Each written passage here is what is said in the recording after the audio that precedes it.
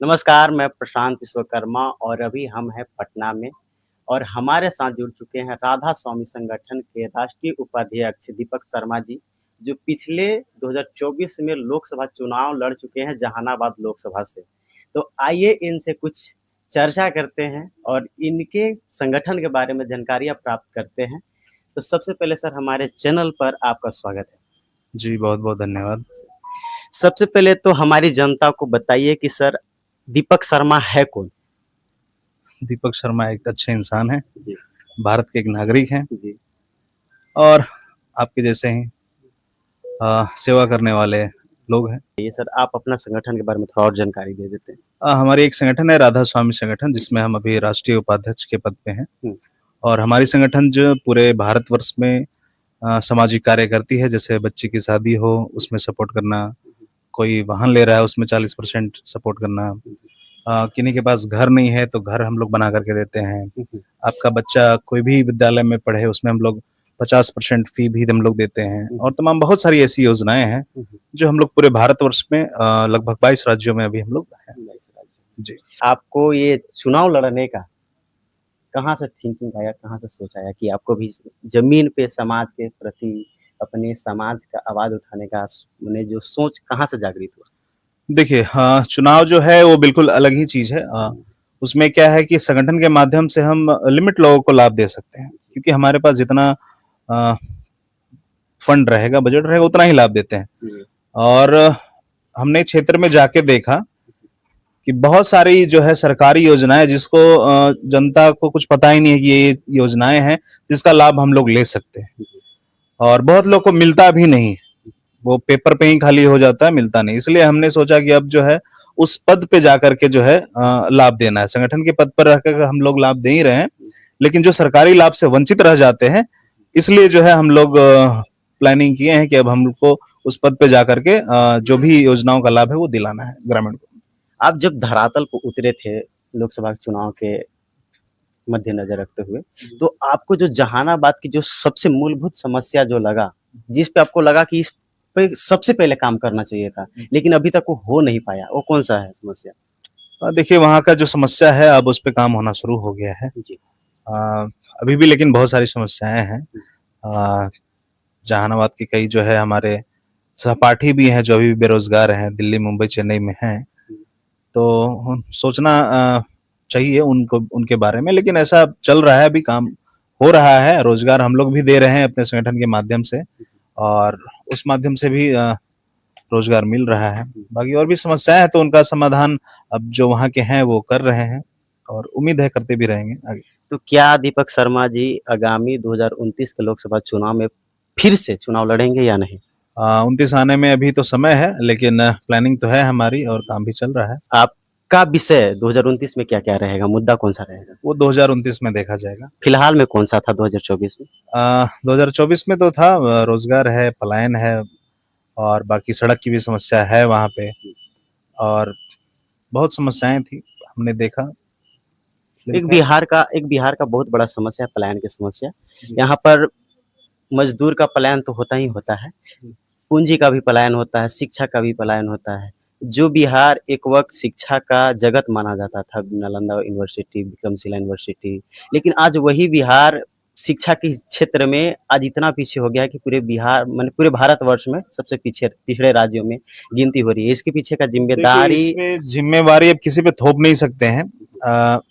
करना पड़ेगा। जी, अब एक-दूसरे का शिकायत करने से कुछ नहीं होगा। जी, हम लोगों को ही आगे आना पड़ेगा। जी, हम लोग भी अपने संगठन के माध्यम से आने वाले 18 दिसंबर को हमारे राष्ट्रीय अध्यक्ष जी का जन्मदिन है। जी, उस दिन हम लोग रोज़गार बाँट रहे हैं। जी, बिहार में ही बाँट रहे हैं। बिहार, उत्तर प्रदेश, झारखंड सभी जगह बाँट रहे हैं हम लोग। तो कोशिश रहेगा कि आपको जितना सक्षम है आप करें। जी। जितना आप रोज़गार उत्पन्न कर सकते हैं, वो कीजिए। क्यों लोग बाहर जाएँगे? और सब साथ चीज़ सरकार पे छोड़ दीजिएगा तो नहीं हो पाएगा ना। ये शिक्षा का बहुत बड़ा इश्यू बनता है आजकल की माने जो भी हायर एजुकेशन प्रोफेशनल डिग्री के लिए जो छात्र हैं, वो अन्य राज्य पे अभी डिपेंडेंट हो गए हैं। जी, जी। जी। कर रहे हैं हम लोग प्लानिंग। शिक्षा अभी तो हम लोग 1 से लेकर के 10 तक के बच्चों को उसमें सपोर्ट करते हैं और हायर एजुकेशन के लिए भी हम लोग प्लानिंग कर रहे हैं कि बिहार में हमारा वैसा हो जो बाहर लोग ना जाएँ और बिहार में ही वो कर पाए। मैंने टोल फ्री नंबर पे कांटेक्ट किया था। उसमें हमको पता चला कहीं मैंने मीडिया के माध्यम से, कहीं से माध्यम से कि आपकी संगठन युवाओं को राजनीति में आने के लिए अग्रसर करती है, उनको प्रेरित करती है, उनको सहायता भी करती है। युवाओं को नहीं, जो लोग राजनीतिक में इच्छा रखते हैं, जो लोग समाज सेवा में इच्छा रखते हैं, उनको हम बोलते हैं कि आप आइए, आपको आना पड़ेगा। पुराने लोग को थोड़ा आराम करने दीजिए।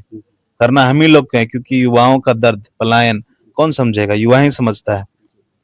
बाकी लोग तो क्या, बाकी लोग को अब छुट्टी दीजिए। इसलिए हम लोग प्रेरित करते हैं कि आप आइए, राजनीतिक हिस्सा बनिए और जो समाज में कार्य जो छुटा हुआ है, बचा हुआ है, उसको करें। मैंने मीडिया में सुना था कहीं कि आपकी संगठन है जो ग्राम पंचायत चुनाव में भी एक्टिव हो रही है। उनको समर्थन, हमारी एक पार्टी है जागरूक जनता पार्टी जी, उससे हम लोग जो है चुनावी कार्यक्रम करते हैं और उससे मैंने जो है जहानाबाद से लोकसभा चुनाव लड़ा और झारखंड में भी विधानसभा चुनाव हुआ, वही जागरूक जनता पार्टी के बैनर तले ही हुआ। बिहार में भी अभी हमारे लगभग 103 कैंडिडेट थे, जिसमें बहुत लोग का नामांकन रद्द हो गया और कुछ लोग किसी कारणवश नामांकन नहीं कराए। बाकी 46 ऐसे कैंडिडेट थे जो हमारे जागरूक जनता पार्टी के कैंडिडेट थे, जिन्होंने अच्छा प्रदर्शन किया, जिसमें हमारे मधुबनी जिला के जो है एडवोकेट राम सागर शर्मा जी जो सबसे ज्यादा वोट लाए। हमारी पार्टी ने वादा किया था कि जो सबसे ज्यादा वोट लाएगा उनको 10 लाख रुपए का इनाम भी मिलेगा, तो इनाम भी हम लोगों ने दिया। और एक प्रेरणा के लिए कि आप लोग भी जो अच्छे अच्छे लोग हैं वो राजनीतिक हिस्सा बने और लोगों को लाभ दिलाएं। तो अभी जो वर्तमान में करेंसी का, रुपया का गिरते का जो मुद्दा बन रहा है देश में, इसके प्रति आपका क्या सोच है? अब उसके प्रति बाकी लोग पे भी छोड़ दीजिए, सब चीज हम ही सोचेंगे तो कैसे काम चलेगा? आपका क्या राय है? देखिए, इसमें क्या कुछ बोले, अब जिनका जो डिपार्टमेंट है उनको काम दिया गया है, अब देखते हैं कितना संभाल पाते हैं, कैसे गिर रहा है, कैसे इसको ऊपर उठाना है, उन पे छोड़ दीजिए। और समस्या तो वायु प्रदूषण का भी है। मैंने कई तरह का जनता सवाल उठाती है पर सरकार सुनती नहीं है, सरकार काम नहीं कर पा रही है, खरा नहीं उतर पा रही है। इसके प्रति क्या आपका? खुद करना पड़ेगा सर, खुद करना पड़ेगा। सब चीज सरकार पे थोपिए तो कैसे होगा? सरकार तो अकेले पॉल्यूशन नहीं फैला रही, पॉल्यूशन तो जनता ही फैला रहे हैं, चाहे वो एयर पॉल्यूशन हो, बात सही है, साउंड पॉल्यूशन हो या कोई भी। तो एक एक नागरिक अगर समझने लगेगा इस बात को, तो अपने आप ही पॉल्यूशन खत्म हो जाएगा। सबसे बड़ा बात है कि शिक्षित होना। आज देख रहे हैं सब जगह चल रहा है बुलडोजर, लोग इसको अलग ही बोल रहे हैं, बुलडोजर चल रहा है, बुलडोजर चल रहा है। अरे भाई, वो अगर सरकार की जगह में है जिससे लोग पब्लिक को परेशानियां हो रही है, तो ये पब्लिक को खुद समझना चाहिए। ये परेशानियां भी हम ही लोग को होती है, तो ऐसा कुछ नहीं है। सब चीज सरकार के मत्थे मत बढ़िए, कुछ अपना भी कीजिए जो आप कर सकते हैं। हमारे चैनल के माध्यम से युवाओं को और आम जनमानस को क्या संदेश देना चाहेंगे आप?